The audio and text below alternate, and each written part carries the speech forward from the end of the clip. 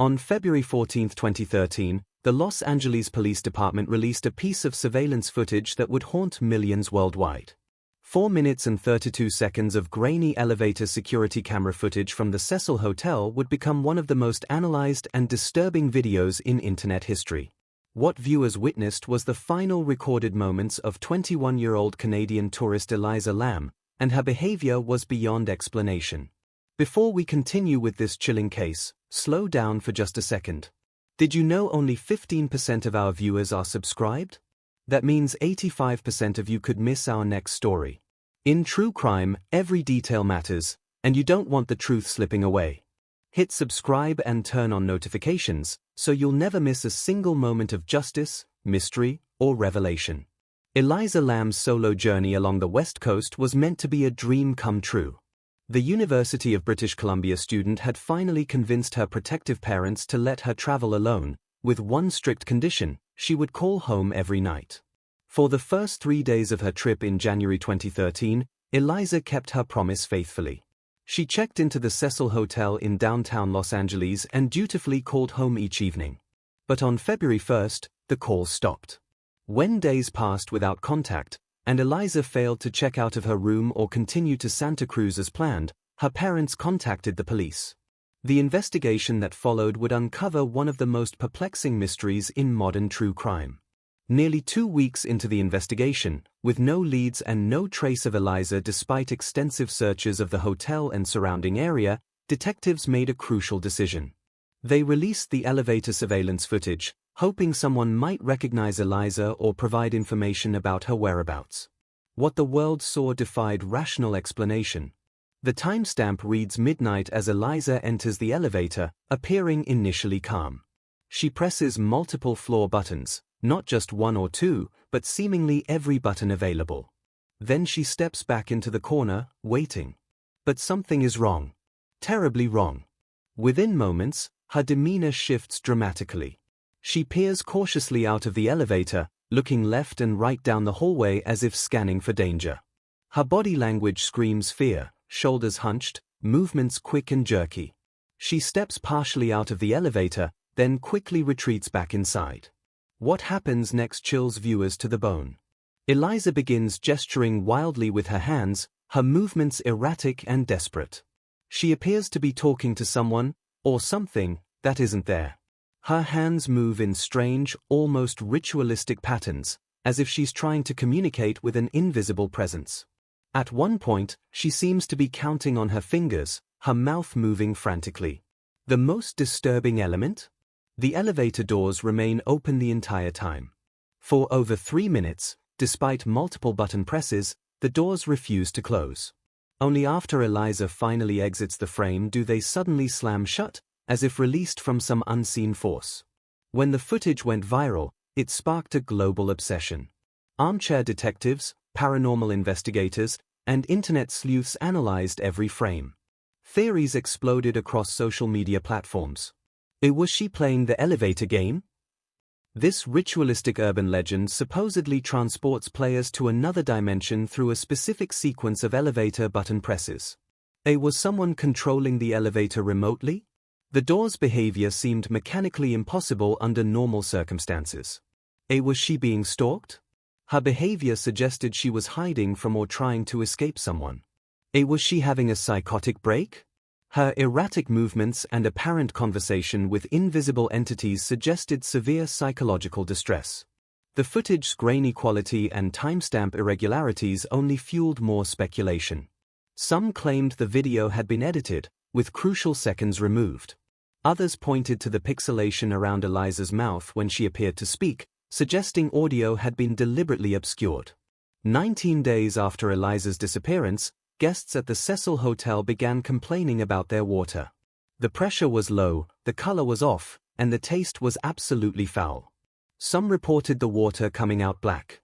Maintenance worker Santiago Lopez was sent to the roof to check the water tanks. When he lifted the heavy lid of one of the 4 tanks and peered inside, he made a discovery that would traumatize him forever. Floating in the water was Elisa Lam's decomposed body. For nearly 3 weeks, hotel guests had been drinking, bathing, and brushing their teeth with water that had been contaminated by a human corpse.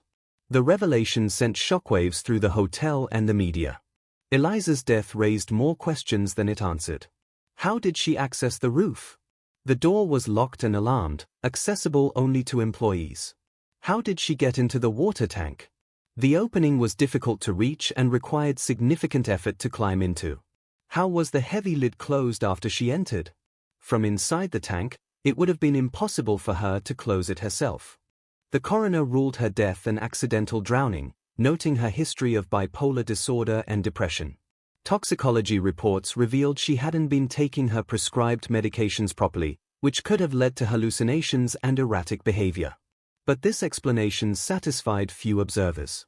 The elevator footage remained inexplicable. Her behavior was too specific, too ritualistic to be random psychosis. And the mechanical impossibilities, the door behavior, the roof access, the closed tank lid, defied logical explanation. The Cecil Hotel's dark history. The location itself added another layer of horror to the story. The Cecil Hotel, built in 1924, had earned a reputation as one of Los Angeles' most cursed buildings. Serial killers Richard Ramirez, the Night Stalker, and Jack Unterweger had both stayed there during their killing sprees. The Black Dahlia, Elizabeth Short, was reportedly last seen at the hotel before her infamous murder. Since opening, the hotel had witnessed at least 15 suicides and numerous violent deaths. Some claimed the building itself was haunted, that malevolent spirits trapped within its walls had somehow influenced Elisa's final hours. The elevator footage, they argued, showed her interacting with supernatural entities invisible to the camera. A coincidence too strange to ignore. In one of the most bizarre coincidences in true crime history, during the exact period of Elisa's death, a tuberculosis outbreak was ravaging the area around the Cecil Hotel. The test used to diagnose the disease? The LAM ELISA test, an acronym that perfectly matched the victim's name. While certainly meaningless, this coincidence added another layer of eeriness to an already inexplicable case. The elevator footage has been viewed millions of times across multiple platforms. It spawned documentaries, podcasts, books, and countless YouTube analysis videos. The case became a cultural phenomenon, inspiring everything from horror movies to urban legends. What makes the footage so terrifying isn't just Elisa's behavior, it's the feeling that we're witnessing something beyond our understanding. Whether supernatural, psychological, or criminal, those 4 minutes and 32 seconds captured something that defies explanation.